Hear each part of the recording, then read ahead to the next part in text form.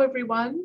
Thank you for tuning in. Welcome to Guy Aitchison's Reinventing the Tattoo Community, where tattooers, apprentices, collectors, and the curious are encouraged to join in these live streams where real-world events share and inspire and ultimately create better art and tattoos together. We beam out nearly every day, and tonight you are currently watching our Monday night exercise, which is usually just for subscribers.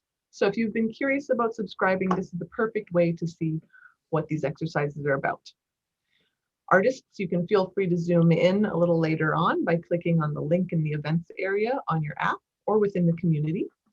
You may be beaming in from YouTube or Facebook or listening to the podcast, but you can always get the latest event schedule and notifications at the official Reinventing the Tattoo community. That's found as a mobile app through both the Apple App Store and Google Play, or you can find that through community.reinventingthetattoo.com. All the Reinventing the Tattoo Network shows, art jams, drawing groups, interviews, panels, webinars, all that can be enjoyed on demand and found in your library, as well as the YouTube and podcast channels. Great to watch on your own or with friends, or to entertain your clients while they're in your chair.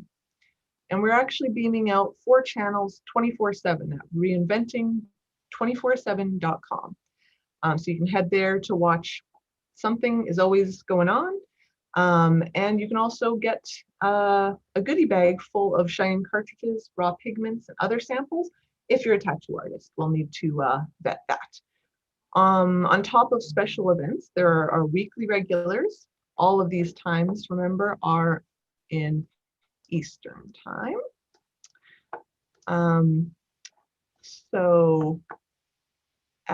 Sorry about that, we have the Reinventing drawing groups throughout the week. On Sunday at 1 with Jason Leeser, Monday mornings at 9 with Jake Meeks, and Tuesday at 10 a.m. with Ricardo Sturdivant. At 9 p.m. on Sunday, there is the Tattoo Weekly with Gabe Ripley, Lauren Gregory, and Jake Meeks, where they go over tattoo news from the previous week together and with guests. Of course, Monday at 9 p.m., there are usually exclusive subscribers exercises with Guy, where you can zoom in for real-time feedback just like tonight, but tonight is for everyone. Wednesdays at noon, Gabe Ripley hosts the Tattoo Now show, bringing in lots of fun guests, including next week's Nick Mitchell. On Thursday mornings at 10, Kira Franklin does her fundamentals group. All skill levels, including apprentices, are very much encouraged. And after that at noon, Jordan Rookus and Fawn Baker bring you the Tattoo Collecting Podcast. Now that real-time events are starting up again, you can start seeing some Reinventing members in person. This year in Jiminy Peak on October 3rd to 6th, there's going to be the BYOB. We will be webcasting shows live and in person, and in virtual space for artists of all levels and apprentices as well. And in November 12th to 14th, there will be the Brussels Tattoo Convention. Nick Baxter, Ivana, Gabe will be doing seminars, beaming in an art jam. There'll be subscriber exclusive meetups and public ones. And there's lots more events coming next year as well. So a thank you to our sponsors. There's Inkjet Stencils. They've been innovating the stencil game with Bluetooth printing and full back piece abilities, which you can see from Andre Malcolm. And you can find webinars and free samples in their sponsor area on the app. Raw Pigments, they're an ink company that's tapping into the source. You can find them at rawpigments.co. DLize Pro, or also known as Dermalize Worldwide, is a great place to find options for tattoo aftercare. Protect your art. WorldTattooEvents.com is the largest, most comprehensive and up-to-date resource for tattoo events worldwide. Something you're going to want to check now that all of those are being rescheduled a lot. Tattoo Now has the leading edge in SEO and professional development for tattooers of all levels and is now accepting new clients. And of course, the founder of Reinventing the Tattoo, Guy Aitchison. And you can find his biomech encyclopedia, DVDs, machines, painting, etc. at hyperspacestudios.com. And thank you also to our affiliates, Fireside Tattoo Network, the Apprenticeship Diaries, and Eco-Friendly Tattoo Supplies. If you enjoy this exercise or are interested in other tattoo education, you can check out courses.reinventingthetattoo.com. Please leave positive reviews on the channels, help us get the word out. If you'd like to host a Reinventing the Tattoo event or sponsor the community, you can email management@reinventingthetattoo.com. And I will now pass this on to Guy Aitchison himself. Hey, thank you, Sandy. Thanks everyone for tuning in. Tonight, we decided to go public with this one because we've got Ty McEwen joining us. I know that a lot of people are familiar with Ty's work. He's recognized for his very tactile, organic style and beautiful rendering. And he's actually working on a seminar right now that he's going to be going into the layering process, among other things. And so, yeah, I invited him to join us tonight and kind of practice his teaching skills out a little bit and work on one of our contrast exercises with us. So if this is your first time for anyone, this is meant to be low pressure and fun. We are going to start out with some quick thumbnails where we're going to move relatively quickly, and it's not meant to stress you out. It's just meant to get us moving at a quicker rate, get us kind of revved up and started, and then we'll all have a chance to really work out our rendering as we get later into the evening. Real quick, I just wanted to take a look at everyone's exercises from last week. And for those of you who have not tuned in, we usually start out every week with a review of the previous weeks, because a lot of people will end up spending more time on them after the initial 90-minute session is over. Last week, we were working on contrast as well. This is my drawing. It's not nearly as developed as some of the other ones that we're going to be seeing from some of our other members. I didn't really get a chance to go much further with it. But I'm just going to hop in. I've actually, because of the last time we had let people have an extra week when the exercise was public, there was only a couple people that had brought in their exercise. Is that all right? Well, should we maybe skip it for this week? And since we've got a guest here and we can make better use of our time, and maybe I'll even get a chance to work on mine a little bit more. And then next week, before we start our first anatomy exercise, maybe we can take a look at people's moths then. I think everybody would be very grateful for that. Okay, well, let's do that then. Let's go ahead and do that. So anyway, tonight we've got with us Mr. Ty McEwen. Ty, do you have your Zoom thing worked out? I believe so. Okay, welcome. Can you hear me? Yes, can hear you loud and clear. Thanks for joining us tonight. Yeah, thank you. Yep. How's things down there in Arizona right now? It's actually cooled off, if you can believe that. We've had about a week or so of just straight rain, so it's been helpful with the wildfires, so it's been great. Nice. And how's the dad thing treating you? Good. This last week, though, Sam has decided he's not a big fan of sleeping, so we're back to juggling fits. Okay. Well, I know how that goes. Yeah, I remember the day the naps were done. It's just done. There was never going to be a nap again, like literally from that point on. And I could feel it coming, and we tried anyway, but that day arrived. There's nothing you can do about it once it gets there. But maybe it's just a fade. Yeah. Overrated. Yeah, I hope so. He was doing great, where he was, starting to get pretty consistent to where we could kind of, regain some normalcy there, and then I don't know what happened. Yeah, there's no such thing as normal. That's an illusion. But anyway, we're psyched to have you here tonight. And when we were talking about the reinventing exercises, and we kind of settled on this being part of the contrast series, because I think that you've done a really amazing job of creating depth using texture next to much smoother areas. It's really effectively grabs the eye and brings it to the areas it needs to be. And also, when it comes to value contrast, the way that you use lights and darks in these textures is really key, because I was thinking about it with my own work, because I try to do some of that same kind of application of selective detail, that if you go too dark with it, it can close up a shape. If you go too light with it, it might not integrate with the rest of the images as smoothly, and doesn't look like part of it as much. And so there's that sweet spot. And that's another thing. I think you just nail that sweet spot so nicely.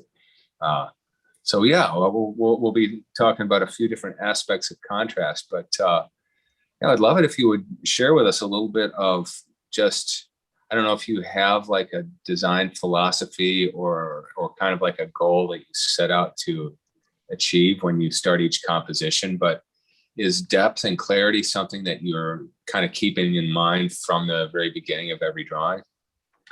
Yeah, absolutely. I always try to make sure that, I think for me, depth is what grabs me the most about art. And that's kind of what I define good art as, is having a lot of depth and something that really just grabs my attention and holds it. And so compositionally, I always try to do, small thumbnails to get my brain working and decide, real quickly whether or not I can read it, as a thumbnail. And if I feel like the composition is strong enough and I can understand what's going on in that thumbnail, then I can then proceed and start to, get crazy with it. Yeah. Yeah. Well, we always start out these exercise sessions with, usually I try to encourage people to do 4 thumbnails. And often the 4th one is going to be kind of taking the best ideas from the first 3 and bring them together. Or it might, maybe the favorite one of those 3 might get copied and pasted and twisted and turned and kind of, brought into its final state before, we'll then, use the second half of the session after that, like that last 45 minutes or so to, dive a little deeper into it. When I'm drawing a sleeve, I might do 8, 10, 12 thumbnails. Very rarely do I feel satisfied with the first one. And if I do, I'll still make myself do 2 more. Yeah. Just to make sure. Yeah. Because I'm usually a three thumbnails myself kind of guy. Yeah. Yeah. I think it's rare to nail it with the first shot. And even if you do, you're still going to say, oh, this is great. All I need to do is change that and the proportions on that, make that bigger. And, and so you can write a lot of notes about it, or you can just do a second version. Right. Yeah. So yeah, desert plants. We've got some great cactus references here, and usually I invite our members if they have some of their own photos or anything like that they'd like to use that's in the same subject matter, to go ahead and do that, as long as it's with the spirit of the exercise. And usually I try to liken it to a client request, right? Right. Each of these exercises is, I'm a client and I'm giving you, let's say, a thigh. And so unless we're going for like a center of the chest or center of the back kind of composition, which, we really only do those for, when it applies to the exercise, we're doing kind of a symmetry sort of thing or whatever. But for most of the time, we try to choose those kind of asymmetrical body parts: upper arm, outer thigh, rib panel. And it could kind of be any of those. In some ways, a design, I think, should be interchangeable between those 3 areas. Scaling it up or down just a little bit, it should work on the outside of a rib panel or a thigh or a upper arm with just minor tweaks. So yeah, imagine that kind of a body part. You decide left or right. I'm not going to say, because if the client, asks you for a left arm, you actually accidentally drew the right. Very easy to flip them these days. So find I find when it comes to flowing designs, it's very hard for me to do lines in a certain direction and very natural to do them in another.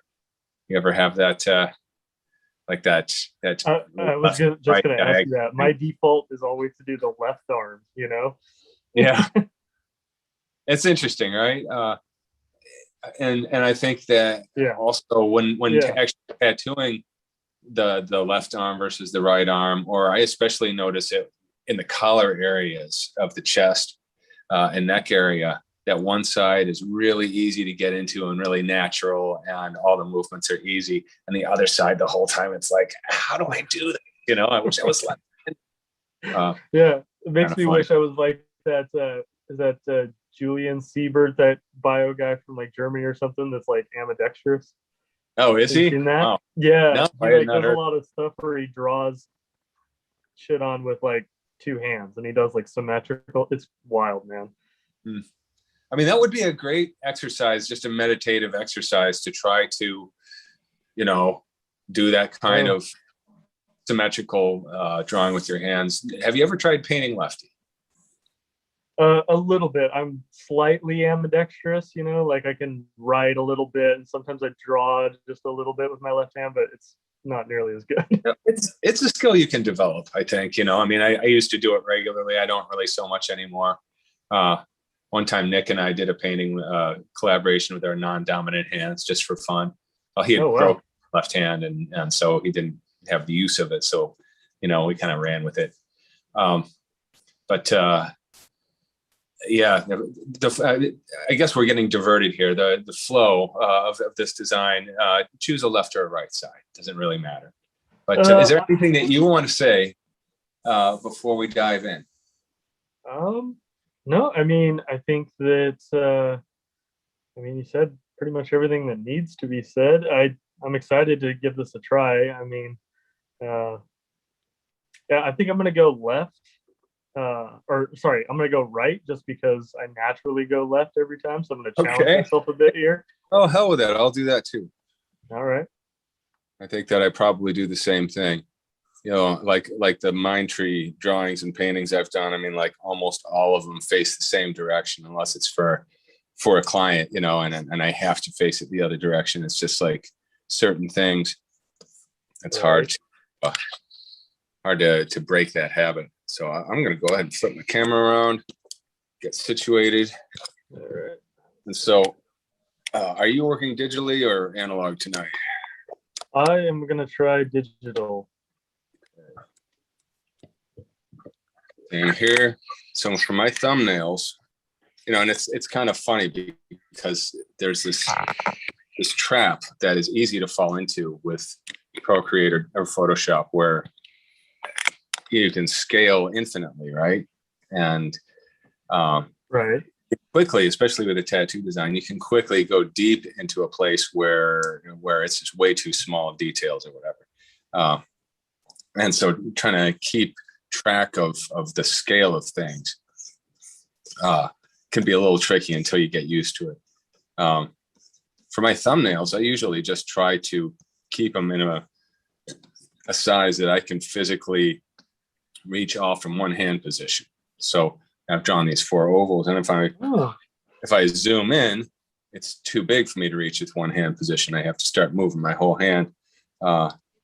So I find that I am able to tap into a very natural flow if I keep it all within the jurisdiction of if I were to keep my hand planted in the same place. So, okay. Our client has simply requested a cool desert scene. And I guess if, knowing our regular participants here, there's going to be some cool twist to this. If you end up, bringing in another character or element, please feel free. I am going to stick with just the basics though, because already we've got cracked dirt, we've got epic sky, and we've got cool textured objects. So I'm already satisfied here. And we've got lots of our regulars as well as lots of new people tonight. We've got Ricardo and Ali and Jason. Chris Hall's here. We've got Rex Style and Tobar. Adam Rodriguez is back. Connor Foley, Medusa, Atomic Injections. We've got Tracor, and then we've got lots of people joining us on YouTube as well. From Melbourne, Australia, we've got Dave Clayton and Nadia Rebrova. We've got Marco from Quebec City. We've got Jason also in YouTube from Philadelphia. And we've got Kenny Weber on the Facebook, and he's wondering, Guy, if you were Guilty and Innocent Productions back in the day. That was me. Yeah, There Guillotine you and the name of my shop. And yeah, that was back in the day. All right. go. There you go, Kenny. That's funny. I was using that name before I was a tattoo artist. My old album cover painting gig, I was using that as my company name, and even before that, for just, I don't know, my buddy Brian and I came up with it, and we just thought it was hilarious, and it really wasn't. It was really, really deep for a couple of 13-year-olds. Heck yeah. But yeah, I kept the name. Sorry, we've got someone in the comments is also wondering about where to find the reference photos. So something went wrong about where I usually put them, but they are in the community group on the app. And you can also find them in the stories on Instagram. So app or Instagram. Okay, I think I'm going to move to my second one. Ty, are you concentrating on anything in particular yet, or where's your thinking at? So for me, I was kind of thinking of, utilizing like this cracked earth kind of motion down here, just to kind of give a base and structure for these cacti to live on. And then I always like big shapes. I've always been a huge fan of those. So I kind of went with, a large shape for this cactus, and then, yeah, just kind of taking up as much room as I can with that to kind of really make it stand out and be powerful. Yeah, I was kind of getting into this very directional grid thing with the sky, because the sky has a directional grid going on with it. And you almost could do that with both the sky and the cracked earth, and kind of create these two opposing planes that have just enough detail in them to really spell out their position and direction and everything. Okay, so for my second one, I'm using that one photo. I took that photo. What was that? Oh, go ahead.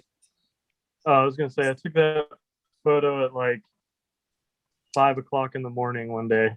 It was, that sky was crazy. No, that's not a sunset, actually. Yeah, No, I'm it's never the up that. sunrise. Even as a father, I'm not up that early.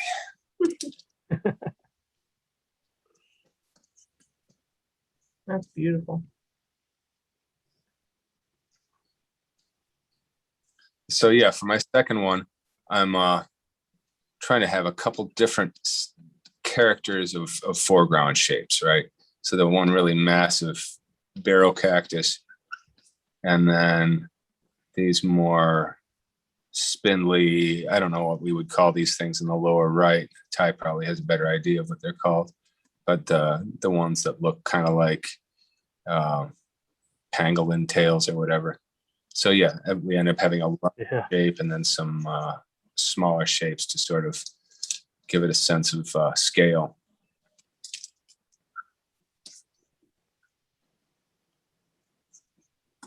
And that one, I don't know if that leaves enough room for the ground. And of course, it doesn't have to be the ground. So I figure with a client request, if they come to me and they say, yeah, I love this desert scene and I really want this sunset in it, for starters, if they say that about the sunset, I'm definitely going to include the sunset, right? Right. And, they have a few different cacti, and they're like, yeah, I love cacti. Here's some references if you could add a couple of these guys, and maybe some cracked earth and stuff. I figure one or two of those elements potentially could go if it had to, right? If it starts to feel like there's too much going on. So in that case, the cracked earth would probably be the least important. The cacti obviously are the scene itself is about cacti, so I can't do away with those. And then the sunset, is essential also to the mood of it. So the cracked earth is one of those things that could kind of take or leave. Another thing, potentially, very low contrast, distant, kind of like mountain with little tiny cacti silhouetted on it. I'm thinking about my own experiences being in Arizona and, just hanging around on the mountain slopes, and there'd be layer after layer of these slopes. And, you would see giant saguaros towering in the close ones, and they're getting smaller and smaller in the distance. Kind of a desert version of the forested hills that we've done a couple times this month. All right, I'm going to move to my third one. And we're at 8:27. I figure we'll get to like 8:35-ish or 9:35 Eastern for our four thumbnails before we start to really dive in. And at that point, anyone who wants to join us on the Zoom call, we'll be opening it. But yeah, I kind of like this second one. And it might be hard for me to find something I like more than that, but I'm going to still work on variations. Yeah, another thing I did with the second one is I was trying to imagine myself down low, like at lizard height, and looking up. So the cactus is sort of towering, kind of monumental looking. And I think I'm going to stick with that kind of strategy also. I'm just going to try a few different positions for it. Maybe tilt it a little bit. Yeah, some of you know, my daughter and I have been writing and illustrating this storybook about lizards, lizard life. And so, all the story takes place from like lizard eye level, so that's where my brain has been lately. Right. It's been fun. Yeah, it sounds like it's going to be epic. They ended up with something like 60 illustrations. It's crazy that she's still that into lizards. Well, she's more into birds now, but still, she's into this story. I mean, we've been working on this story for a while, and just into the whole process. She loves the idea of publishing or creating books or movies or anything like that. So she's all about it. Wow. So it's been a long. She still takes good care of her beardy. Still takes him out, sits him on the rocks outside, and talks to him like he might actually understand what she's saying. So sweet.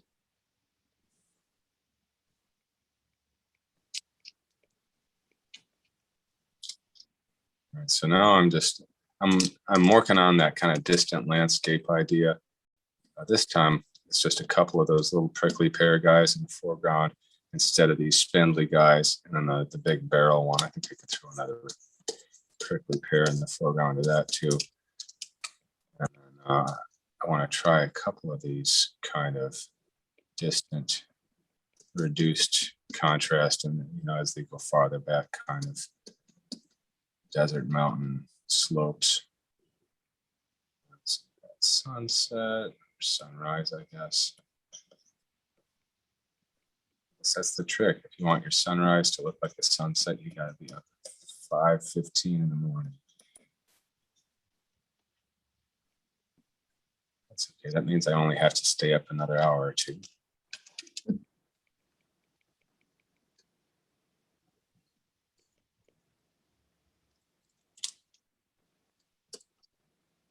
All right, here's my third one. I don't know how you're all doing with your thumbnails, but then there comes that time where your clients come the next day and you need to narrow it down.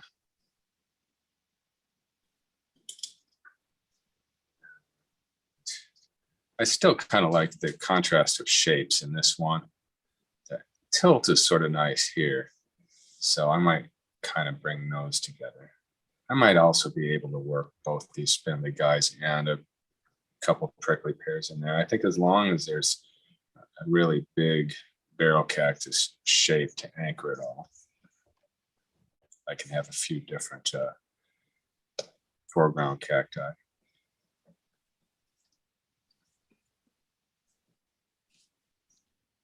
So Kenny Weber, the person that was asking about your earlier name, says, thank you. I have 2 signed prints, an electric toaster and Mutant Ahead of the Crowd. Oh, Kenny's living room. nice. Yeah, those, I printed up a bunch of those and sold a good number of them, and then just kind of temporarily took them off the market, and I've got them in storage. One of these days I'll crack them out again when I don't know, vintage guy stuff starts to, maybe after I'm right, I'll give them to my child to cash them in, right? Of course, probably do it before that. Also, I know Marcus Lenhart has got like several cases of Organica. Got a few of those tucked away in Europe, and we're trying to figure out when and what to do with those. Cool.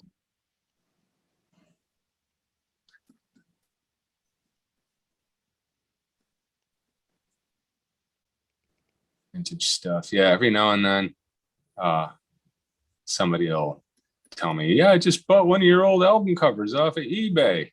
Really? Wow. And some of them are embarrassing, Some might rather, just I was just a kid. What did I know? Got to figure it out somehow. And at least it wasn't on anybody's skin.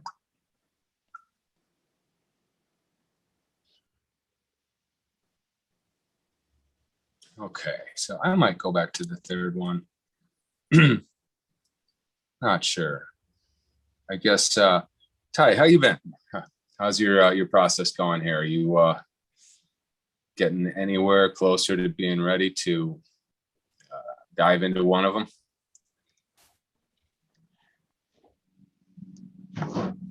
We may have lost.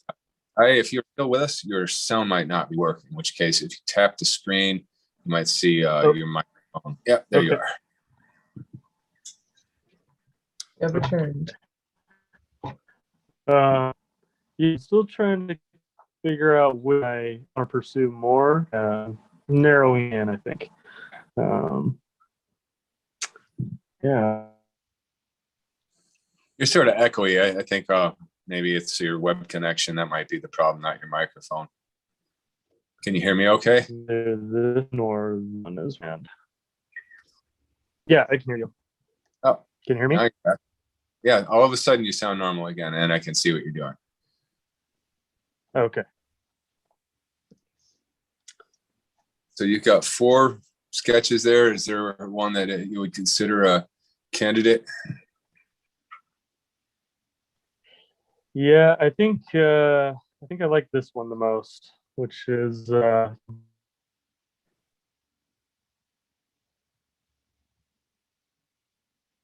We've lost him again. and Probably gonna go real Wave. fast all of a sudden. more thinner.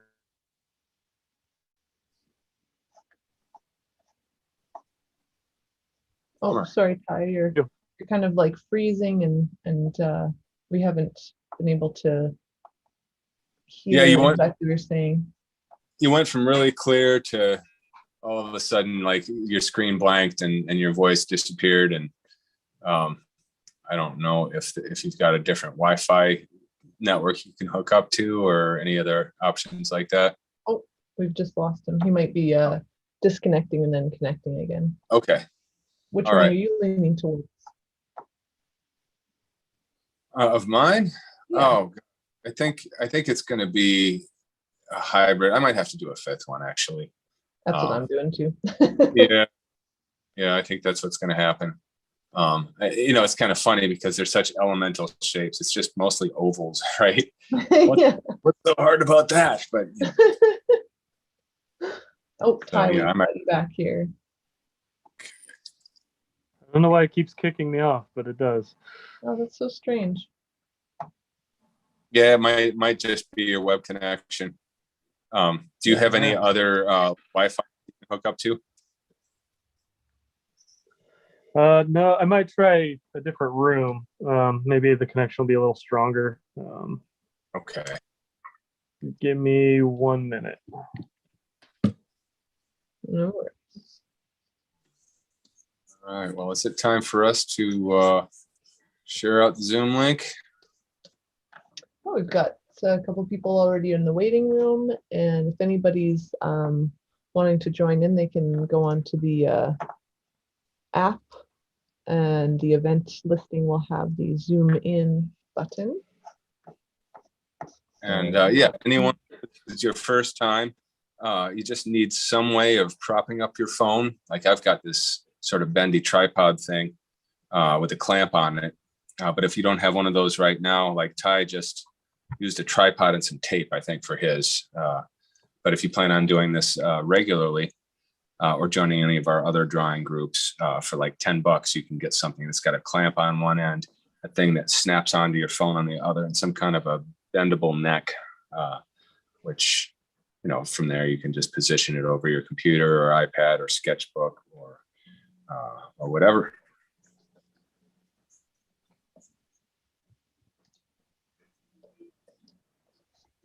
I might check this again. Medusa is just connecting, and Bruno, you're here as well. And I think, were you saying that you also have here with you? Yeah, I believe Ricardo's down there too.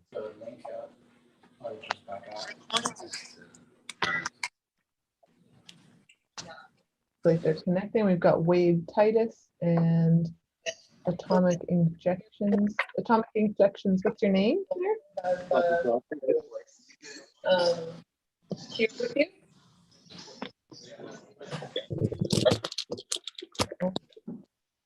And I believe someone might be having the streaming going on at the same time. I think I heard my voice in the background. So if you're Okay. joining on the Zoom, you want to make sure that anything you're streaming us from is muted. I think I'll turn mine audio off better. Or Yeah, yours is low. Hi, Bruno. And we've got Rod Graybill, I believe. And Jason's joining us, and Ricardo. not just Ricardo. We got a party going on down in Florida right now. Yeah. Like it. Hey guys, Hello. Bruno and Kier here as well. Bruno and Kier here. Hey, guys. Good evening. Hi, Sandy. Hi, Guy. Hi, Ty. Hey guys. Hello. Hello everybody. Welcome. Thank you.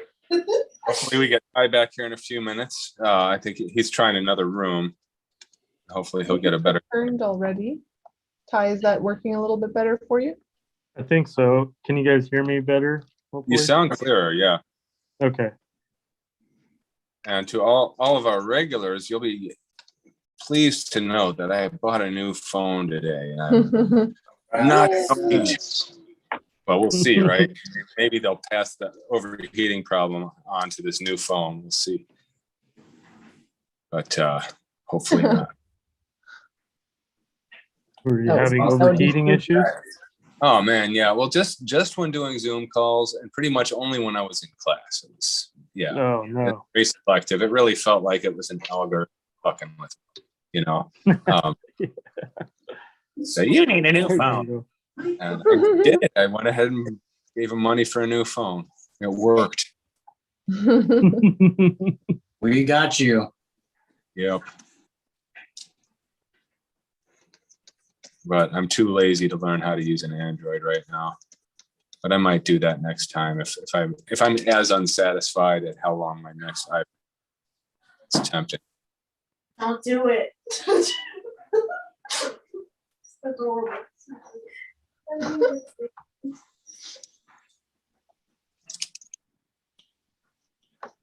So I'd love to see some other thumbnails. How's everybody else doing? Anyone reaching a point where you're ready to start rendering? Not quite yet. Yeah, this is a tough one. They're all tough, but yeah, I don't know. You're right. It is. Because in some ways, the fact that on the surface it seems a little more basic. Okay, we got so we've got somebody that's got the Zoom happening as well as stream. So we're just going to need you to mute the screen.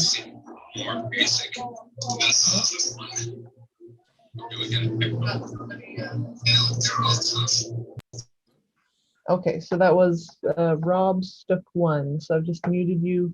When you come back, if you want to make sure that you mute the thing that you're watching the streaming on, that would be perfect. So the sound is on the actual phone that you're basically your Zoom device sound on, your other device sound off. Mm-hmm.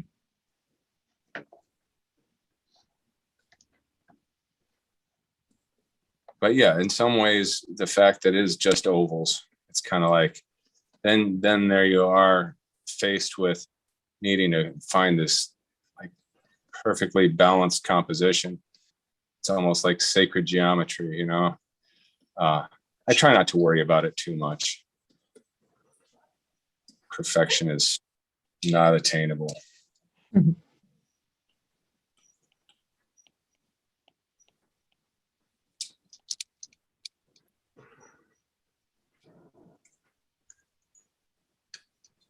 Yeah, I'm having a hard time bringing in that ground. It's such a cool looking ground, but it's hard to incorporate. Yeah, and I think that's one of the reasons why I kind of chalked it up as being the disposable design element, is I was afraid that it would be hard to bring all that in, but at the same time, I'm not gonna give up on the idea yet. Now that I'm drawing at a larger size, even though it's just a little patch at the bottom here, there's enough room for some cool cracks. And as Ty has demonstrated in some of his tattoos, that crack pattern translates very nicely. It's a very convincing kind of depth effect, tactile effect. That's a good point. Just kind of waiting until you're working on the bigger one. Good idea. Yeah, just a couple of quick lines that kind of signify cracks go here.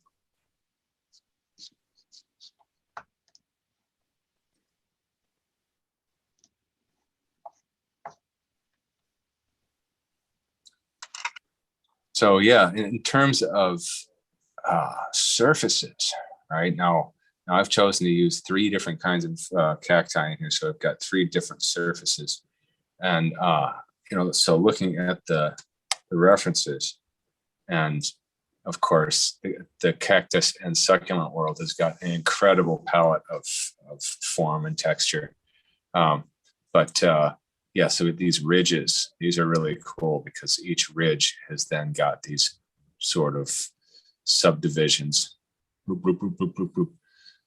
lobe ridges, and then of course these guys here, which the little bumps on those are laid out in a way that's almost like snake scales or like a very stretched out sunflower pattern, with that sort of Fibonacci action going on in there.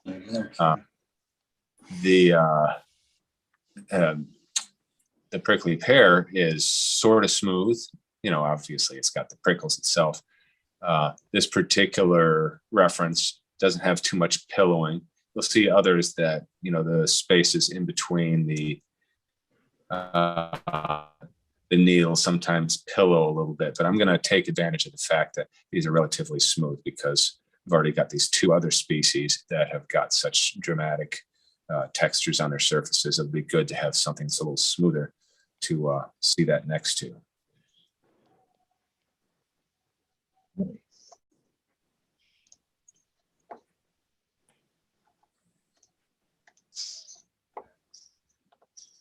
Hi, how We are got you back doing yet? that? Yep, What's that? Ty's back and doing some really cool stuff there. All right. So who else wants to show their sketches? I think I know which one I'm gonna go with. I can Alright. share my thumbnail. That's mom. Yeah. Yeah, there you go. Did you mute it? Okay. Yeah. All right. Oh, wait a minute. Oh, hold up. All right. Well, there's a whole bunch of you in one room. That's a hazard when you're doing Zoom. Bruno, we can hear you though when you were on Ricardo's sound, we could still hear you. Okay, cool. Now we got it. Sorry about that, guys. So yeah, I think I'm gonna let me show you. Well, you know what? Let me change my background so that be a little more. Okay. So yeah, I'm Oh, gonna cool. go with the cactus here in the foreground, like very, very close, and like immediately in back, like having some of the cracks start to fade away as it gets further away, and then having that horizon with the mountain there and the clouds here.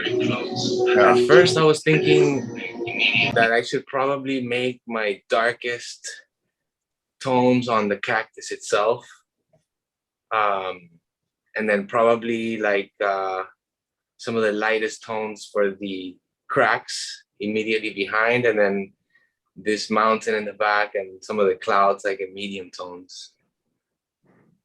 Well, I mean, That's that kinda like totally the- makes sense, because I mean, if you're out in the real desert in the middle of the day, that Oh, I'm close sorry, I up- can't hear you. Hold on 1 second. I'm sorry. There Okay, you go. there you go. yeah. I was just saying, like, if you're out in the desert in the middle of the day, you'll see very high contrast on the close-up items. You know, extremely direct sunlight, very strong, hard shadows. So yeah, it totally makes sense to do it that way. Nice. Awesome. Yeah, we have a cactus in here that we're actually looking at and using as a reference. It's pretty cool. Got a light pointing at it. Nice. Is anybody else into sharing their thumbnails or where they're at on their detailed drawings yet? Almost there. I mean, I guess I could show mine. Yes. Okay. Okay. Let me make it just a tad lighter. So I think it is. There we go. So it's my cactus. It's kind of hard to see with the layer. So then I can do the same. The sideways, Bruno There you says. So There that's you my go. cacti. I'm deciding to use negative space in the background to influence the night scene, so I could put some dark contrast in the back to make it all jump forward a little bit more. So is that just basically swirly negative space that we're seeing? Yeah. Oh, it looks good. It's good movement. It's nice to see something happening there. I mean, just the same way that that Bruno brought that diagonal background movement in behind his cacti. It's nice to see something kind of framing it off like that. Yeah. Thank you. Awesome. But I'll probably do it in color. I'll probably start messing with it in a second. But yeah, that's what I got. Nice. Good start. Anyone else? Ty, did you want to talk about yours? Jason, Yeah, so I'm definitely going kind of with a similar thing where I'm going with a darker background, lighter foreground. Yeah, trying to incorporate 3 different species of cacti here. I kind of decided to go with a flower or a bud for this prickly pear, just to keep it a little more interesting and maybe give it a little something else. Nice. And then like Guy, I found just a little corner to sneak some of this cracked earth stuff in there because it's hard to resist for me.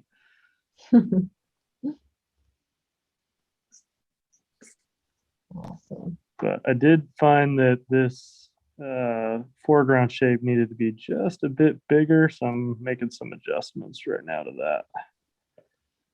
Ty, how do you decide where you're going to concentrate the most texture to have the most oomph?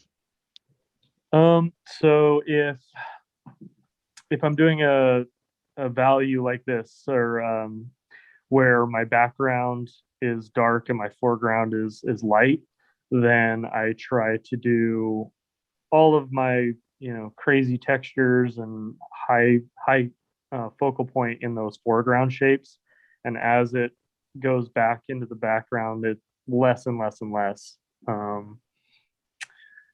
And then unless you're doing like a soft focus where your object in the front is blurry, then you can kind of reverse that. But I always find that doing it this way is, really effective for me. Cool.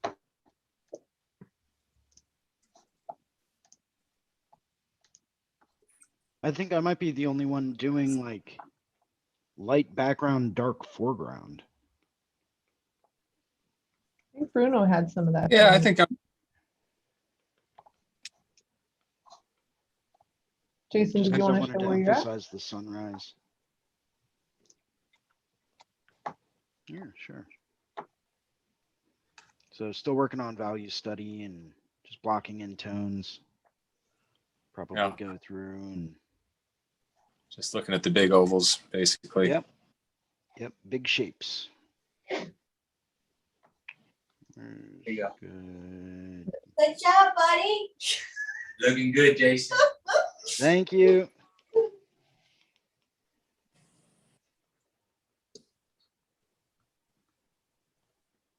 Come on, Awesome. Portier.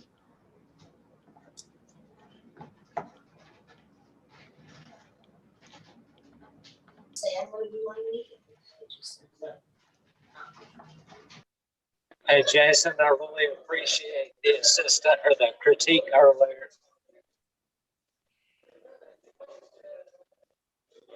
All right, we got. Oh yeah, no problem, man. No problem at all. Did you see the spider we put under it? I did. That was pretty tight, man. Really nice, really solid. Really like the direction that's heading. I think it could use a few more super tiny little spider webs coming off of it just to show like perspective, but Yeah. yeah, I really like the way that was coming along. What would you recommend to do that, especially if we're wanting to like tie it into already existing stuff? Oh boy. You know what? Send me a message. I'll get back to you with a couple of ideas. Okay. I've got some ideas that you can use to really build off of that, but let's try to focus on what we got going on right now. It's go ahead and tell us. Sorry about that. It's all good, man. But yeah, It's all I good. appreciate it a lot. I definitely will. Nice. So yeah, I'm kind of with mine. I'm starting to think about the large use of dark and light in it, and trying to figure out exactly where my gradients are going to go and that sort of thing. So I've shrunk it back down again a little bit, and I'm just working with a big brush and just kind of roughing in the large gradients. I think I'm going to have a few blossoms up top here. But I think I was getting ahead of myself with detail. So easy to do. Yep. I always think it's tricky too how light plays off of, especially prickly pear. It's like directional light can be really challenging with those shapes for some reason. Mm-hmm. Yeah, and I mean, like I was talking about the pillowy sort of texture that you'll get on them sometimes. With these, I feel like I'm going to use those as an excuse to go really simple. Yeah. And I think that this reference here is a great example of how, depending on the direction they're facing, you get these full face light or full face dark. And with the full face dark ones, you get this distinct rim light. I think that's kind of what Jason's working on with his, creating these, big, thick discs. And so, yeah, I'm going to try to keep mine simple because I know that these other snaky guys are going to be complex. And then this barrel cactus already has kind of gotten away from me. I had to sort of back off and start doing large scale shading because I was getting too carried away too fast. Looked really Yeah, cool to see it's the, crazy. Like those prickly pear, I've seen them where they curl up and fold over, like they look like I don't like almost like a noodle. Like they're not nearly as stern as you would think, or what you're used to seeing. But sometimes they're just wacky looking. They look like something out of Dr. Seuss. Yeah, those things actually grow up here. Do they really? Yeah. No And kidding. I mean, we've got a few of them in our garden, and I remember having some when we were up in the Chicago suburbs, and I just thought that was like a wacky garden thing. Like, oh yeah, well, we can somehow convince these desert plants to live here in the Midwest. But then if you go hiking, you'll start seeing them out at some of the state parks, lining the tops of some of the cliffs. Oh, cool. In those, but yeah, apparently they're pretty resilient.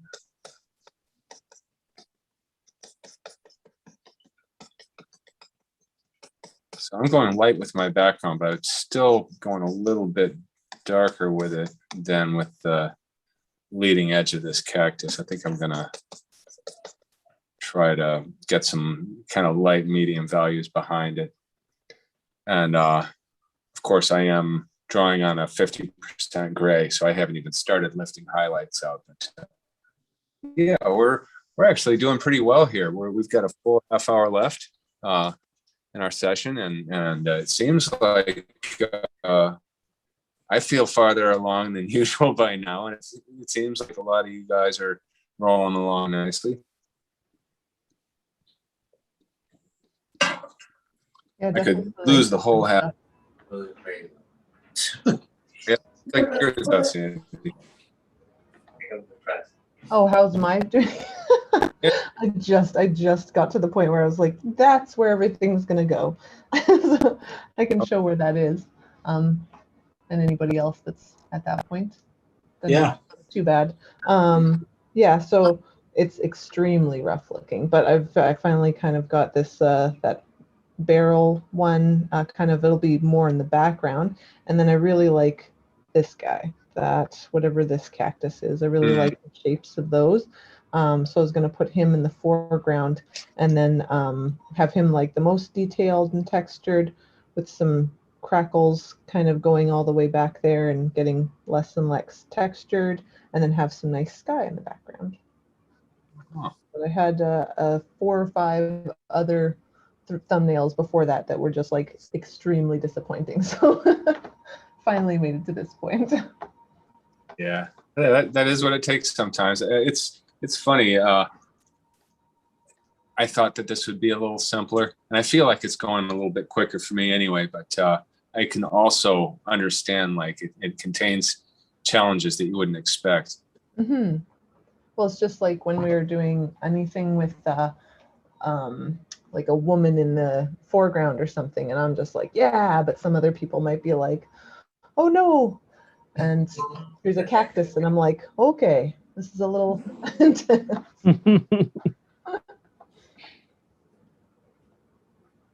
Oh, Medusa, I can see yours as well. Did you want to show yours off where you're at? Yeah, let's check it out. I'm going to spotlight you. You're still muted in case you want to chat. Oh, that's cool. Yeah. Yeah, going nice and large scale with it. Very cool. Oh, I think she's gonna, she's saying thumbs up. All right. I can show you mine. Yeah, let's check that out. Okay. Oh, Medusa, you've just come back onto the thing. Did you want to chat about it for a minute?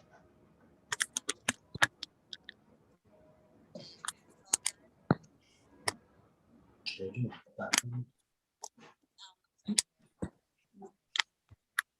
think we're just green, huh? Ooh.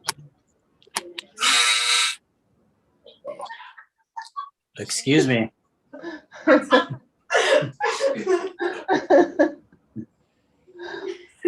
Nice, nice. Was that a nose blow? No,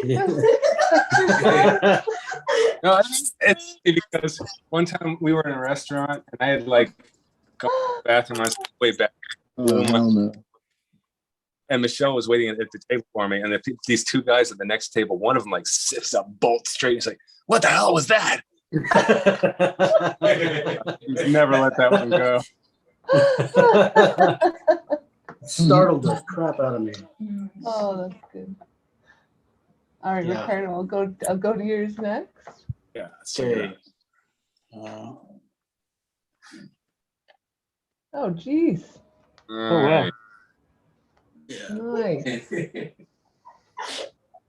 Trying to play around with that, like the whole figures and the mountains kind of thing.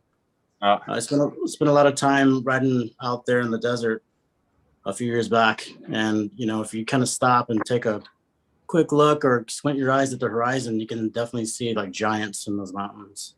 Yeah. Totally. So, Sick. I love the colors already. thank you. And I'm gonna really play around. I think I'm getting kind of lost right here in this area, and then blending it and tapering it back towards that vanishing point. Well, imagine just like if you were to draw a really rough kind of like 3D grid going into the distance, and then you kind of just, superimpose your organic crack pattern over that. Okay. Also, I don't know if quite much that foreground crack pattern. Instead, go a little larger with those foreground cacti, so it kind of clips a little bit more of it. Okay. Big barrel cactus off to the left. I definitely think those could come in and frame off the composition more. Okay. As it is, they're pushed off to the side almost too much. But if you were to bring a little bit, I don't know that you need quite that much of the crack pattern. But I think it would be cool to see the crack pattern getting smaller as it goes farther back. Okay. Don't be afraid to look at more reference photos, because you might find a photo that's got a really good sense of it receding. If just look up dried up mud crack pattern on Google, I bet you'd find bunches of pictures. Radical. Cool, man. Thank you. Nice. Ricardo, just as a caution, do not Google what does crack look like. You're not going to get the results you think. All right. Thanks for the heads up. That's kind of funny. A long time ago,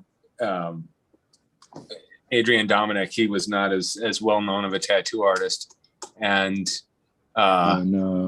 Nick Baxter was trying to look him up on back before social media, and he typed Adrian Dominic, and the first thing that comes up is this porn dude named Adrian Dominic with his equipment just hanging out. Oh, no. That's not what you want as the first thing to say under your search name. Hi, Ringo. There's more film place these days. Yeah. He told me he had a part-time job, but geez. Multi-talented. Yeah. That's funny. That guy's an amazing painter and a tattooer. It's crazy. Yeah, he's been having trouble getting enough large work since he moved to Australia. It's really hard for him, like compared to what he had with the States, and he's so ridiculously talented. That he's got all these openings that he can't fill, but of course they're going through the whole pandemic adventure over there, which I'm sure we'll start seeing shutdowns here before you know it, or at least partial rolling shutdown, kind of fun. I don't know, maybe not. Hope not.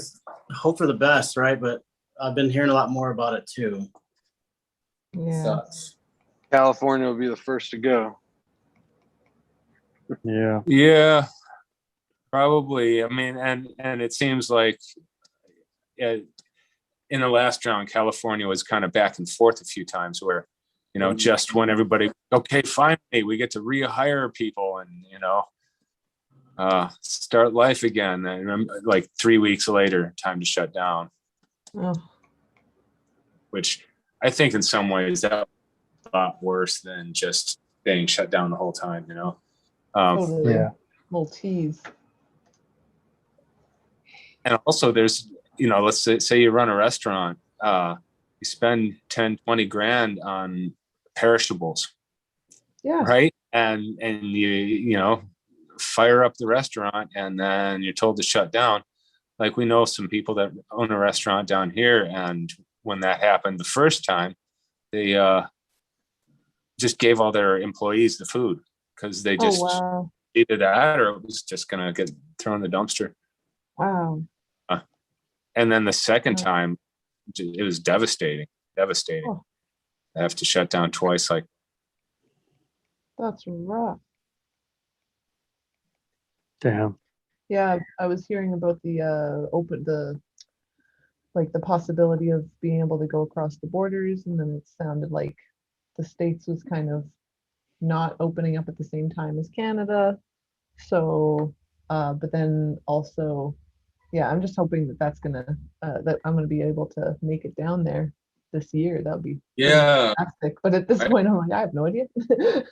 Yeah, and, I've been watching that too, Sandy, and it was like, yay, Canada's going to start letting us over the border. Yay. Then the US is just like, wait a minute. Hold on there for a second. Like, not just yet. Yeah. So I guess we're supposedly opening up on the 5th for you guys, and you guys are waiting until the 20th for something for us. Like, I don't understand. But yeah, we'll see. I'm keeping my ears to the ground, and hopefully I'll be able to make it out there. And then it'll be monkeypox. Friggin' monkeypox.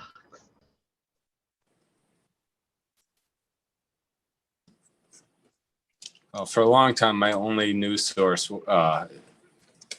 just because I just hate the news, was New Scientist magazine, and you would see these different new scary like potential pandemics come up every year. There'd be discussion of something or another. The latest bird flu, and then COVID came along. It's like, oh, okay, it's no longer just a thing in a magazine. Well, hopefully, whatever happens, everyone here has got lots of fun projects to work on over the winter. If we end up having to have I imagine nothing will probably happen until winter weather kicks in and maybe slowing down anyway. So we'll just make the most of it. I know a lot of people felt like they were able to use the time down and do productive things. Yeah, I had a baby. Yeah, that works. That's more of an accomplishment than what I was able to create. I only did like 3 paintings. Slept a lot though. That was nice. Yeah, sleeping. I remember sleep. I have fond memories.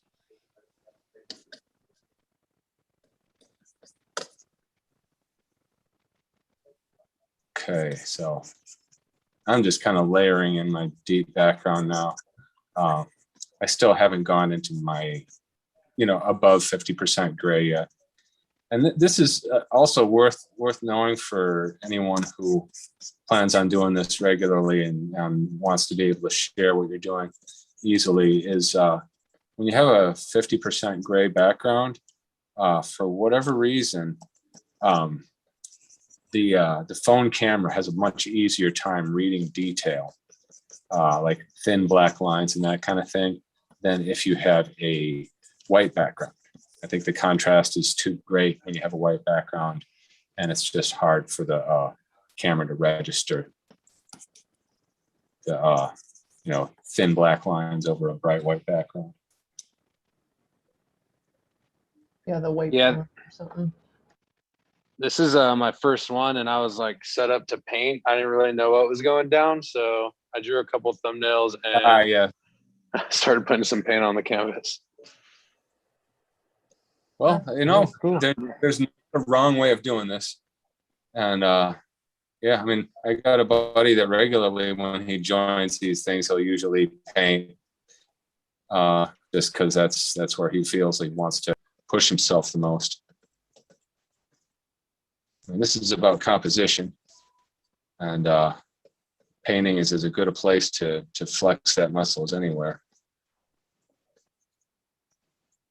It's always been hard to describe ahead of time to people exactly what we're doing here and how to go about it. And of course, once you've done it once, it's like, oh, okay, that all makes sense. But the first time, it's sort of disorienting.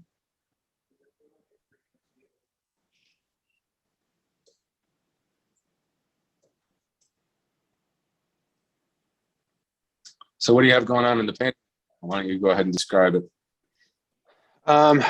Well, I took a couple elements from a few of the photos and kind of turned the references upside down and right side. But basically the circular cactus in the background with, I'm not sure, it's the barrel cactus, I think, in the top. I printed mine out, but the top left corner of the photos I have kind of more like spikes going over the top of the circular cactus, I guess.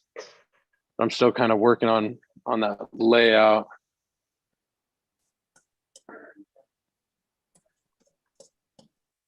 Still just the very general part of the painting process. That's Just blocking in those shapes. something that we tattooers don't necessarily do that naturally, is general specific idea that it's okay to start out really rough, because on skin, that's not the way to do it. Where with paint, you can start out with something that is quite loose and gradually find what you're trying to do as with your composition. Where tattooing, that is for most people a terrifying prospect, unless you're Killian Moon. I don't know if you guys been watching him do his crazy free form things. Yeah, They're for pretty sure. cool. Those are bonkers. I remember the first time just after reading Reinventing the Tattoo back in the day years ago, and deciding to try starting off with a 5 or a 7 meg for a tattoo, and I just remember being blown away at how efficient it was, even for the piece that I was doing, which was something that probably would have generally been done with lines first. And I remember being like, oh my gosh, this changes so much. A lot of people are very intimidated by that idea, because it seems like that outline would be sort of insurance for anything going wrong. It's like your blueprint to success, right? And to just proceed without it might seem like a terrible idea. Yeah, but it went so much faster because I was able to get so much down, and then the outline only needed to go in certain areas because there was areas where it wasn't even necessary, but it would have gone had I started with an outline first. Yeah, I just love how versatile the Magnum is, and especially if you're not using a soft edge mag, you got a corner to work with. Yeah, exactly. You can make lines with that.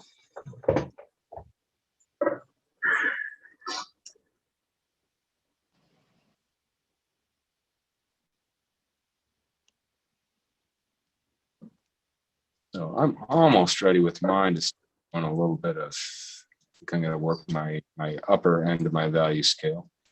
It's starting to look like something. I'm liking my composition. I'll definitely have to see how it fleshes out the whites and things. But you can see I really tried to give this big shape its overall mass. I tried to shade it like, even though I was getting caught up in shading all the little stripes, it's got, rows, and those rows have, so I wanted to express all of that. Made sure to really emphasize just the egg shape there. And so, for example, these highlights get darker and darker as we go down. At some point you want to just take a big brush and shade over all the detail, and just shading all the individual detail, because that kind of big brush treatment over the whole is what's going to unify. It'll look natural.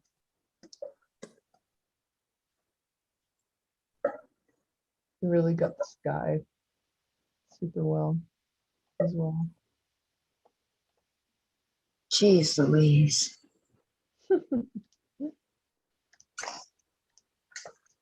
All right, what have we got there? That's coming along. Yeah.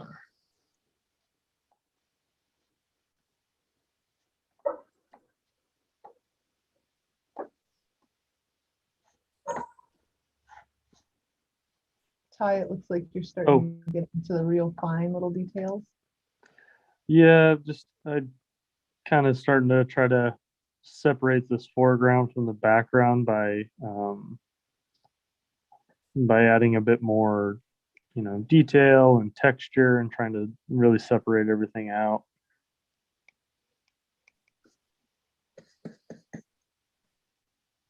Yeah, now I noticed you've got the placement dots for the needles, but you haven't actually drawn the needles onto the cactus yet. Mm-hmm. So yeah, you might find this interesting. We had somebody on the Reinventing podcast a few months ago, an archaeologist, and he and his colleagues were studying old tattoo implements that they found here in the New World, and they found something that they dated to about 2,000 years old, and it was made out of cactus parts. Wow. Yeah, thought that was interesting, but they had to prove or demonstrate anyway that this was in fact a tattoo tool, and that's why, it definitely was obvious that it was a tattoo tool to any of us, right? And it had a bit of black pigment on the ends of the needles, and the needles had these very particular wear patterns in them, and so they wanted to see if they could duplicate the wear pattern in those. So they made the same tools out of the same cactus. Basically, they duplicated some of these tattoo tools out of currently plant, and then they tattooed each other with them. What? That's crazy. Yeah, and furthermore, tried to use that they felt were consistent with what was probably being done at the time, based on cave glyphs and things like that. And these were not like tattooed scientists; they just did. I just thought that was such good science, Yeah. It did duplicate the wear marks, and there was nothing else they could have been, you know what I mean? But to the scientific community, they had to kind of demonstrate it, prove it. That's cool that they went that extra mile to prove their theory, Yeah. Well, apparently the mainstream science community was not ready for tattoos, like when they the Iceman. The first thing they thought was, oh, look, he has tattoos. Okay, I guess they had criminal gangs back then. He was a criminal, and he'd been murdered by his fellow gang members and left to die in the ice. Like, oh man. And later on, they figured out that maybe that wasn't the case. But it's kind of funny, because if you look at any of the traditional tattoo cultures that are still alive, like specifically the South Pacific Island tattooing, those aren't criminal gangs. It's like to become king if you don't have your paya. You know what I mean? It is, there are scientific reasons to believe that tattoos could be a sign of higher status. You know what I mean? Dead, they Right. fell from the 1950s kind of dogma. It's like, oh, come on, you're scientists, do better. Right. Yeah, like that princess that they found in Serbia or something like this. That she was very heavily tattooed with beautiful animals, and she was also buried with I think several horses. And so I don't think like a whole lot of peasants or criminals were buried with their horses. Right. Like that was usually pretty wealthy individuals. So, I have this really cool book. I got a really cool book about the history of tattooing. It's called Marks of Civilization. And Oh yeah. Yeah, I've got that one. that's all I have to contribute to this conversation. That's awesome. Good book. Yeah, the guy that we interviewed, he's got a book out, and we got the titles and everything. The Reinventing podcast interviews are worth checking out, because we've been trying to do not your standard interviews with those. So we've got a philosopher, an archaeologist, a chemist, people like that. Yeah, definitely some cool different perspectives. Okay, I'm going to start doing my whites. We are now at 20 after. Anyone feeling challenged or feeling stuck or feeling like they could use a nudge?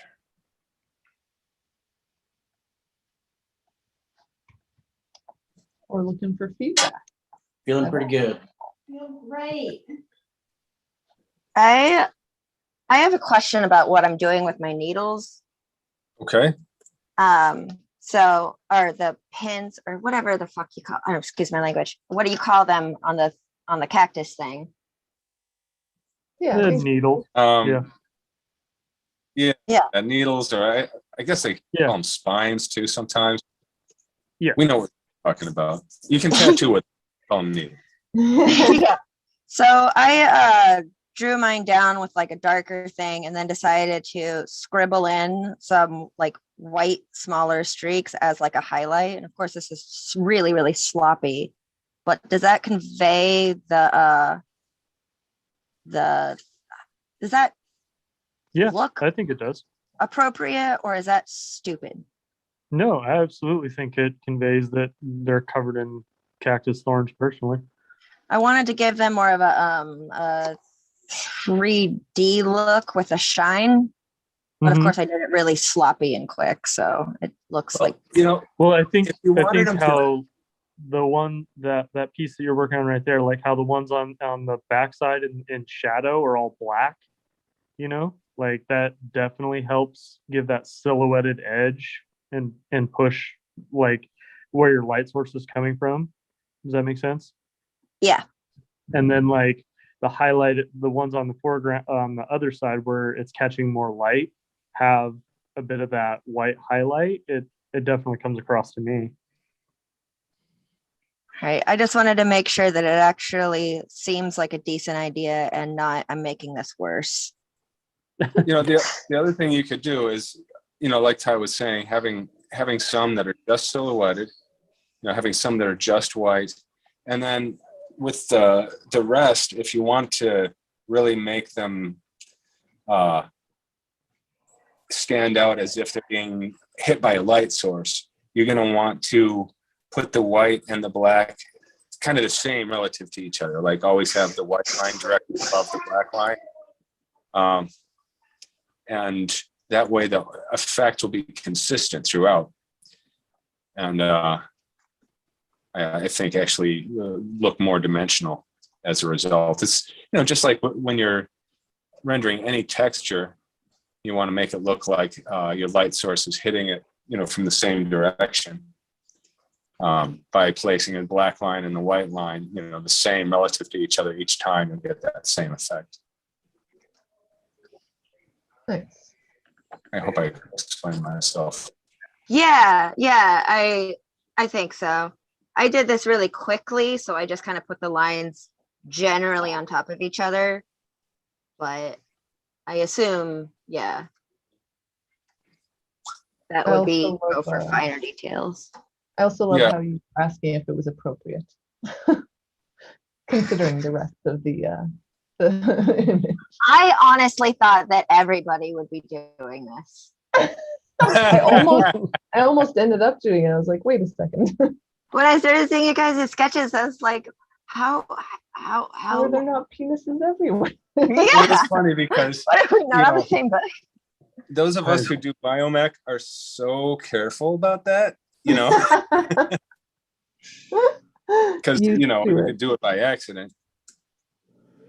And then somebody's gonna be like, this drawing you worked a long time on? Yeah, I can't have this. It looks like a penis. Oh Yeah. crap.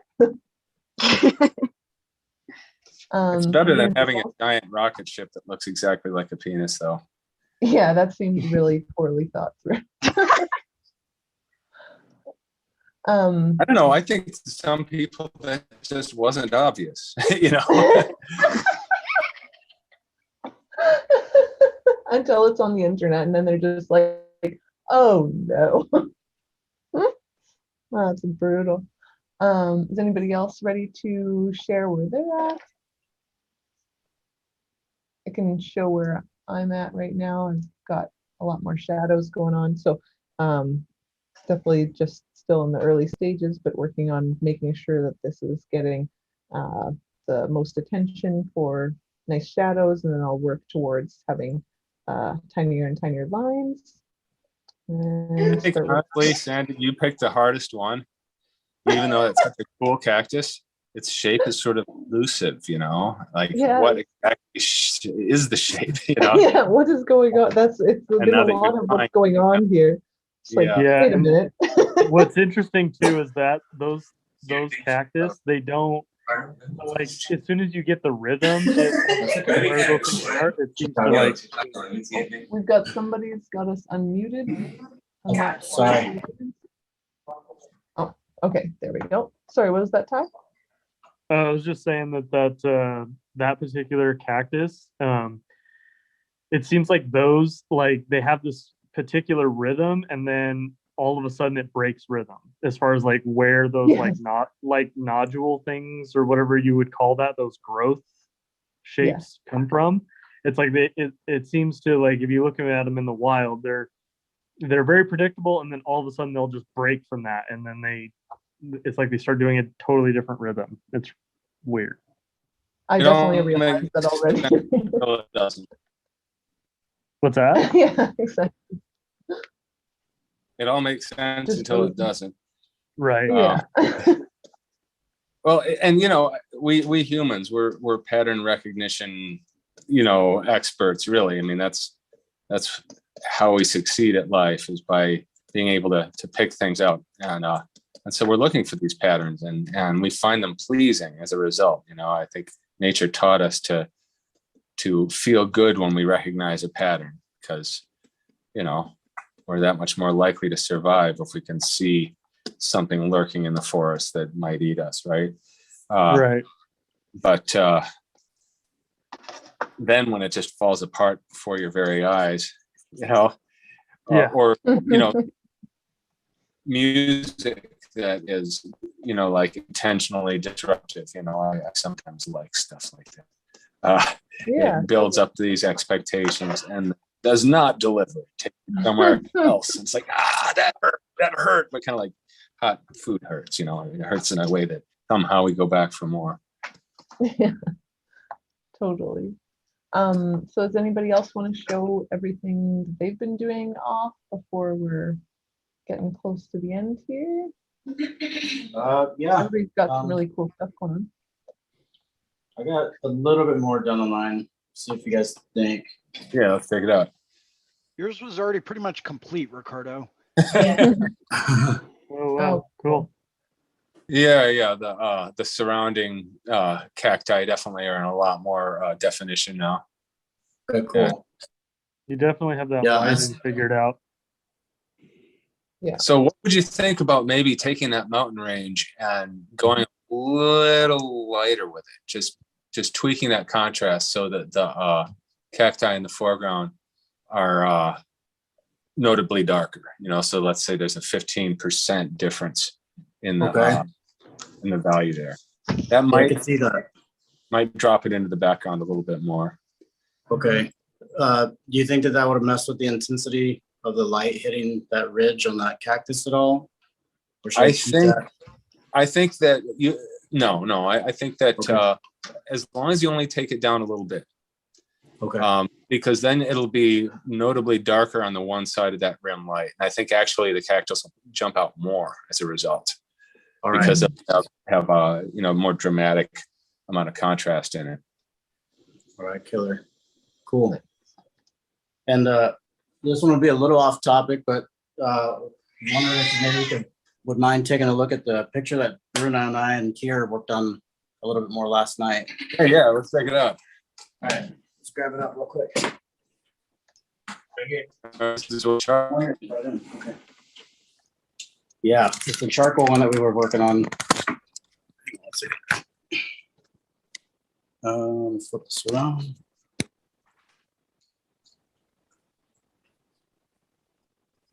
Nice. Yeah, that's cool. Yeah, can you get it a little closer? Yeah. Wow. Yeah, it looks like you're just having fun. Yeah, very cool. Yeah, we had a lot of fun with it. And that's all charcoal, right? All charcoal. Yeah, it's all playing with charcoal with brushes first and sponges. We use this thing as a Yeah, we use guide that. ourselves. Yeah, we use that styrofoam head as the reference for it. Nice. Yeah. That is super cool. Thank you. I believe Paris Hilton would say that's hot. That's cool. Awesome. But we just put a fixative on it, and what I'm going to do is we're going to work on this a little bit more tonight, starting to throw in some more what is it called? Occlusion, ambient occlusion. Yeah, sorry. ambient occlusion, and then we're going to start throwing some after that, do another layer of fixative, and then do some white acrylics for some of the highlights to top it all off. Instead of Very using white cool. acrylics, you may want to try using chalk. Like Yeah. Or like a white pastel. Yeah, we could try that. Just because I think that if you threw acrylic on that, it might not lend itself so well to the actual paper. Well, yeah, I mean, you know what, I was it's worried got some about that. areas, but I was worried about that. I've used that method before on another charcoal drawing that I did on this Hanya mask that I used for a half sleeve and a chest panel that I drew up a while back. It's on my portfolio and the Reinvention the Tattoo app. I think it might be those kinds of things where you don't know until you try. Every paper is different. Maybe do a really small test spot. And if you have a white chalk or something, you could try it alongside. You might, I think what Jason is getting at is white chalk might work as well, if not better than paint, and it might be worth trying both. Okay, cool. yeah, I would hate to see hate to see that like fall apart somehow. Yeah. Or have the paper get too wet in certain spots where it just starts to degrade the quality of the paper. Right. Yeah, like tear a hole inside of it, right? Like eat it itself up. Yeah, it would suck. So Atomic Injections, did you want to share where you're at with your drawings as well? I don't mind showing, but it's not the project. Oh, no worries. Okay. Having fun though. It's Yeah. cool though. Yeah, a little bit of something for later on in the week. Nice. Psychedelic. Just figured I would play with some ink pen. Cool. Awesome. How about You, Jason, did you want to share yours? Yeah, sure. So I'm still refining. I did a little bit more refining of the cloud work. I'm trying to go back through and figure out which layer I was drawing on for this big dark outline around the cactus so that I can erase it. Oh, yay, I did. I work in so many layers, it's hard to keep track sometimes. So I understand. Hey, can I ask you a quick Procreate question? Absolutely. Is there an auto select layer feature the way that Photoshop has one? Where you like just the click magic wand tool? So the magic wand tool will auto select whatever layer you touch on? It'll auto select different areas within a layer, but it won't auto select the actual layer. Okay, yeah. So like if you are using the move tool, if you select the move tool in Photoshop, the arrow tool, Right. then up in the options bar, you've got auto select that you can enable or disable. And when enabled, anything on the screen that you touch, whatever layer that's in, it will just select that layer. Correct. Yeah. Unfortunately, there's not anything like that that I'm aware of. Okay. There is. It So much more does than the same thing. Sometimes with the auto select, it doesn't work right. Like it'll only pick that particular value out of the entire picture. But if you do the freehand, you can select what you want within that image. Right. I'm just talking about being able to find a layer easily, you know, like just click on an object and whatever layer that object happens to be in ends up getting selected in the layers palette. Oh, no, it won't. You have to go through and find it individually. Okay. Well, that's the difference between, you know, the expensive Photoshop and the very reasonably priced Procreate. Right. Well, I'm about to turn into a pumpkin. I know I have to go read a book. 10-year-old. She's been really good all day. She sat in the Verizon place for an hour and a half while I got a new phone. And I was about to say didn't claim anything, but we did have to tell her to stop once. But yeah, I'm sure you guys where I'm at with my pretty close, pretty happy with it. I'm probably gonna work the whites a little bit more. Yeah, you can see I really tried to use the darkest tones are kind of anchoring the large form of this big egg-shaped barrel cactus, and I made sure to keep the dark tones, these prickly pears, a little bit lighter so that they didn't merge. Kind of the opposite of what I was suggesting to Ricardo that he do, where his prickly pear would stay dark and the background would be a little bit lighter, just so they're not the same value. And then you can see with my background, I'm just falling off, getting lighter and lighter as things get farther back. Like this cactus here, I think that doesn't get any darker than about 70%. Then I decided to keep the mountain slopes themselves very simple because there's so much going on throughout the rest of the composition. So the things that I chose to keep deliberately simple are these prickly pears and those mountain slopes, because I knew I needed something to offset these kind of very intensely detailed objects that you've got elsewhere. And then the sunset kind of somewhere in the middle, sunrise rather, not make it nearly as detailed as it is in the photo, because I want the detail in these things to be sharper and more defined than the detail in that sky.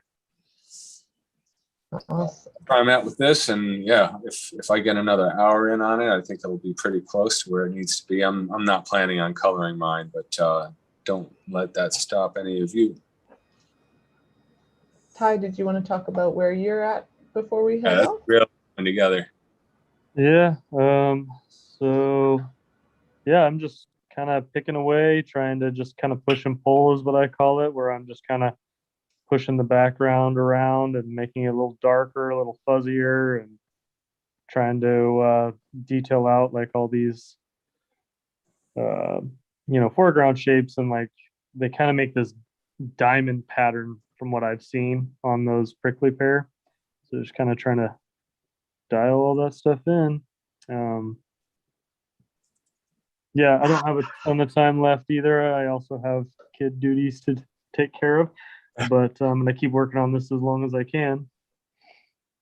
Nice. And Ty, before we get off, Yeah. the seminar that you are working on right now, if anyone's interested in tracking that down, when and where? That is going to be at the Evergreen Tattoo Convention in Eugene, Oregon. That'll be on September, I believe I'm teaching on the 29th.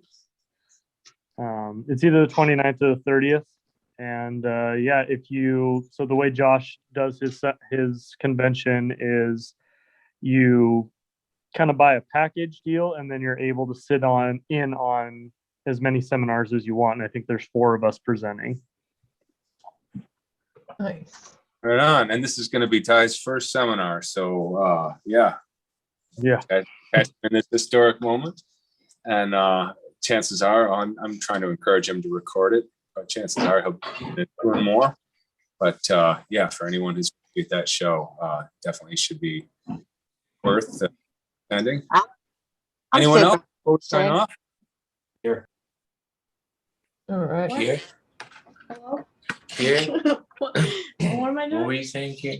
What about what? I wanted to show mine before we left. Oh, geez. Oh yeah, yeah.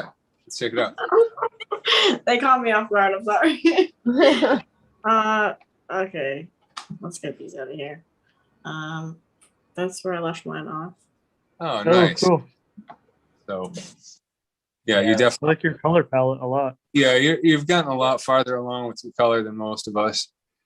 You and Ricardo both really blazed in there. That's I like the way that the greens are a little more muted, and the kind of Art Nouveau twist that you got to the background. Looking good. Awesome. Thanks. Thanks. Right on. I also know that Rob Stuck won and Allie Lynch just also came on somewhat late in there. So if you guys wanted to show where Yeah, you're let's at hear before we before we hop off. Daughter isn't climbing the walls yet, so I've got another minute. So I've got Rob Stuck. I've got you, Spotlight, if you wanted to unmute yourself and mention what's going on for you. Yeah, very nice shading there. Yeah. So we can't hear you. If you wanted to unmute yourself. Sometimes you have to touch your screen and you'll see some buttons appear along the bottom, and you'll see like your microphone with the red line. Here we go. We should be able to hear you now. Hi, guys. Hey. Sometimes you have to touch your screen and you'll see.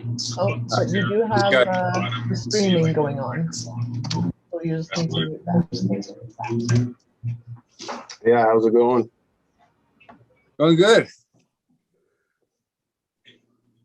Those cactuses are Really looking not.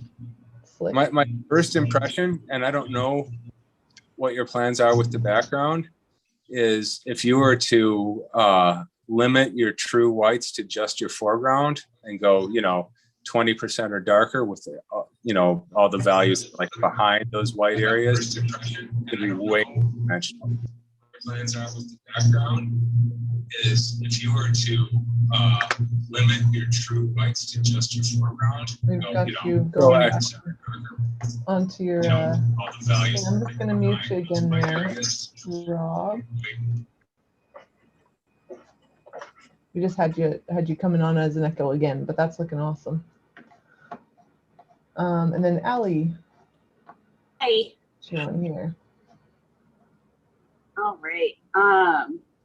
So it's still really rough, and I kind of am not super familiar with a whole lot of desert plants. So I was just kind of playing around with a bunch of different shapes of the. Oh, cool. Can you bring her a little closer? Yeah. Oh, wow. That's cool. Thank you. Yeah. It's Your clever. perspective is really cool. Like the way, Yeah, the way the perspective was really what jumped out at me, and kind of the way that Bruno did a similar thing of using the crack pattern as a way of creating this plane that recedes into the distance. I think that's really effective.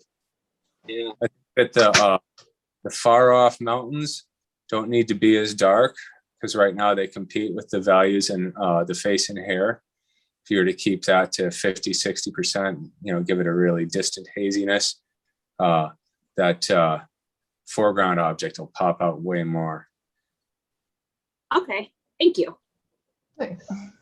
And then I think Rod Grable, you're here as well. You could be the last take All a right. peek at yours. Yes. Here, let me start it up there. Nice. Okay, setup so I with just the have a light. couple. Okay, now foreground.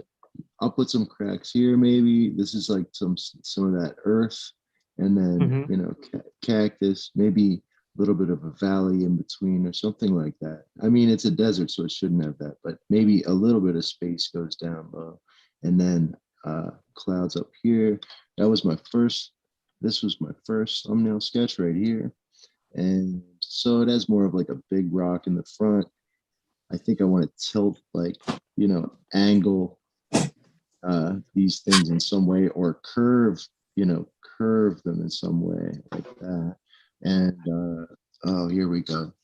Now this is just another one. So I have 3 little sketches, and that's about what I got done. Yeah, I think the one that you seem to be going with has got, I think, your best use of bigger shapes. That's probably your bet to run with. Okay. Yeah. So Thanks. hey, I am now in the process of turning into a pumpkin. She's here. I have to go and do my dad stuff. But everyone, it's been terrific having you all. This has been really fun. Hi, thank you so much for joining us. Yeah, thanks for having me. Thank And, you. Thank you very next much. week- Thanks, guys. Good night. Next week we'll be starting anatomy, and look Cool. forward to seeing you all then. All right, Oh, cheers. That's good.